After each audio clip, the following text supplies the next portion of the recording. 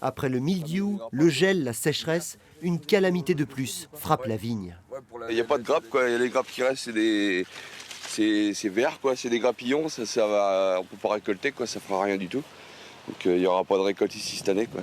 Une vigne affaiblie par les orages de grêle avant l'été.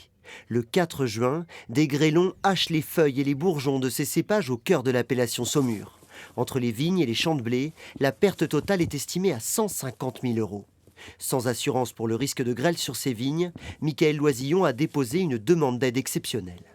Ça ne paiera pas tout, non, parce qu'avec l'engrais qui a augmenté, tout augmente, donc c'est le fioul, tout ça, donc ça ne bouchera pas le trou, il en manquera.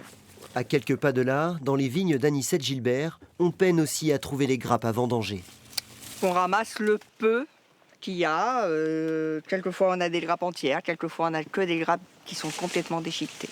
Nous avions rencontré la viticultrice au lendemain du passage de l'orage. Une pluie de grêlons pareils sur le domaine de la Belle Tour, c'est du jamais vu de mémoire de vigneron.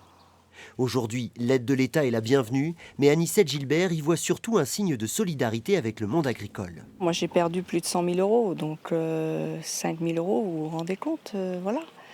Mais c'est pas que 5 000 €, c'est toutes les coopératives c'est les banques qui mettent en place des financements, c'est tout le maillage agricole qui fait des efforts pour que l'on puisse survivre.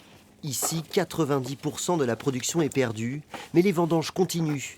Une manière de prendre soin de la vigne, un patrimoine dans la famille Gilbert depuis 5 générations.